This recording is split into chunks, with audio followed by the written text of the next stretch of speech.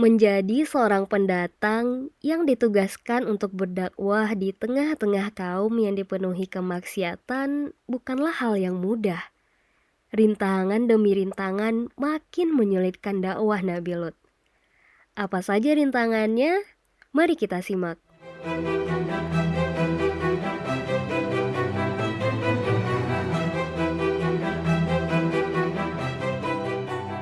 Di episode serial Kisah Nabi Lut bagian 1, kita udah diceritakan mengenai kemaksiatan-kemaksiatan yang dilakukan oleh kaum Sodom. Keadaannya sudah sangat parah karena mereka melakukan perbuatan tercela tersebut secara terang-terangan. Dan bahkan sudah seakan-akan menjadi hal yang biasa saja. Salah satu tindakan mereka yang sangat keterlaluan adalah mereka melakukan aksi hubungan seksual sesama jenis atau yang biasa kita kenal dengan homoseksual. Atas merebaknya perbuatan tercela tersebut, Allah mengutus Nabi Lut pada kaum Sodom. Semenjak Nabi Lut tiba di kota Sodom, Nabi Lut tanpa henti memperingatkan orang-orang Sodom untuk meninggalkan praktek homoseksual. Tapi mereka nggak menggubris perkataan Nabi Lut. Semua peringatan dan nasihat yang Nabi Lut sampaikan selalu masuk telinga kanan, keluar telinga kiri. Kaum Sodom bahkan sering mencibir dan memberi jawaban sinis kepada Nabi Lut setiap kali Nabi Lut memberi nasihat. Karena kesal terus-menerus diberi nasihat, mereka bahkan berupaya untuk mengusir Nabi Lut. Teman-teman perlu ketahui bahwa kaum Sodom ini udah gak beribadah pada Allah. Bahkan seakan-akan lupa pada azab pedih yang menimpa pendahulu mereka. Karena akidahnya yang gak dijaga itulah, sehingga otomatis akan mudah bagi mereka untuk mengerjakan maksiat serta susah menerima ajakan dari Nabi Lut. Mendapat penolakan terang-terangan dari kaum Sodom tak membuat Nabi Lut patah semangat. Nabi Lut pantang menyerah dan menggunakan segala cara untuk mendakwahi mereka. Dari mulai nasihat baik-baik hingga peringatan akan datangnya azab. Tapi gak juga mempan, kaum Lut malah semakin menjadi-jadi. Bahkan kaum Sodom sampai menantang Nabi Lut untuk mendatangkan azab yang dijanjikan tersebut. Perkataan penuh kesombongan itu bahkan terabadikan dalam Quran Surah Al-Ankabut ayat ke-28 sampai 29. Dalam ayat tersebut Allah berfirman, "Dan ingatlah ketika Lut berkata kepada kaumnya, kamu benar-benar melakukan perbuatan yang sangat keji, yaitu homoseksual, yang belum pernah dilakukan oleh seorang pun dari umat-umat sebelum kamu. Apakah pantas kamu mendatangi laki-laki, menyamun, dan mengerjakan kemungkaran di tempat-tempat pertemuanmu?" Maka jawaban kaumnya tidak lain hanyalah mengatakan, "Datangkanlah kepada kami azab Allah jika engkau termasuk orang-orang yang benar." Di ayat tersebut, kaum Sodom benar-benar tidak takut akan azab Allah. Mereka teramat yakin bahwa Nabi Lut adalah pendusta dan azab yang diancamkan hanyalah sebatas ucapan. Kaum Sodom lupa mengenai kisah tragis yang terjadi pada bangsa-bangsa sebelum mereka. Teman-teman bayangin deh kesulitan yang dialami oleh Nabi Lut. Nabi Lut diutus ke kota Sodom sendirian untuk berdakwah. Bayangkan setangguh apa Nabi Lut menghadapi penduduk asli kota Sodom.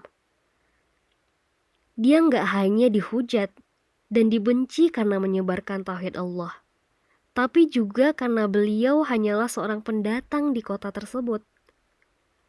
Kaum Sodom dikasih nasihat baik-baik gak mempan. Dikasih peringatan, malah nantangin balik.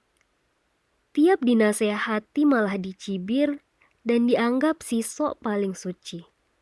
Siapa yang gak sedih coba diginiin? Bersama dengan kesulitan yang tiada hentinya itu, Nabi Lut berdoa kepada Allah. Doa tersebut tertuang dalam Quran Surah Asy-Syu'ara ayat ke-169. A'udzu billahi minasyaitonir rajim. Bismillahirrahmanirrahim. Rabbi najjini wa ahli mimma ya'malun. Yang artinya, ya Tuhanku, selamatkanlah aku dan keluargaku dari akibat perbuatan yang mereka kerjakan. Nabi Lut memohon perlindungan atas kejahatan yang dilakukan kaum Sodom kepadanya. Teman-teman, doa ini gak hanya berlaku pada masa Nabi Lut saja ya. Kita juga bisa mengucapkan doa ini saat melihat ataupun mengalami kezaliman. Doa ini adalah bentuk kepasrahan kita kepada Allah sebagai seorang hamba. Selain meminta perlindungan, Nabi Lut juga berdoa untuk diturunkannya azab kepada kaum Sodom yang bermaksiat. Doa tersebut tertuang dalam surah Al-Ankabut ayat ke-30. Qala rabbi ansurni 'alal qaumil mufsidin. Yang artinya, dia Lut berdoa, ya Tuhanku, tolonglah aku dengan menimpakan azab atas golongan yang berbuat kerusakan itu. Doa ini dimohonkan Nabi Lut saat melihat kemaksiatan di kota Sodom yang sudah sangat parah, sudah di luar kendali. Dan tentu saja, sebelum mengucapkan doa ini, Nabi Lut sudah mengerahkan segala daya dan upaya yang bisa beliau lakukan. Dan Allah pun lalu merespon doa tersebut dengan mengijabah permintaan Nabi Lut, dan kaum Lut akan binasa dan mereka akan menyesal selama-lamanya. Teman-teman, dari cerita ini kita belajar untuk tidak semena-mena terhadap orang lain. Dan walaupun kita gak suka dengan orang lain, tetap harus menunjukkan akhlak yang baik dengan tidak melukai orang tersebut ya.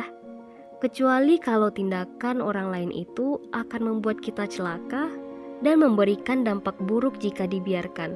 Baru kita boleh membalas sebagai upaya perlindungan diri. Soalnya, doa orang terzalimi itu akan dikabulkan oleh Allah dengan berbagai cara. Dan jangan lupa bahwa kita selalu punya Allah dimanapun dan saat kondisi apapun. Jadi, jangan lupa untuk selalu berdoa kepada Allah ya, karena doa kita nggak akan sia-sia.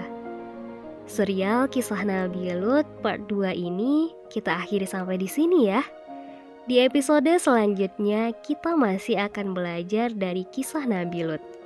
Teman-teman juga bisa menikmati cerita sejarah Islam versi video di YouTube ya. Dan dapatkan update terbaru lewat sosial media. Klik link di bio untuk aksesnya ya. See you dan wassalamualaikum warahmatullahi wabarakatuh.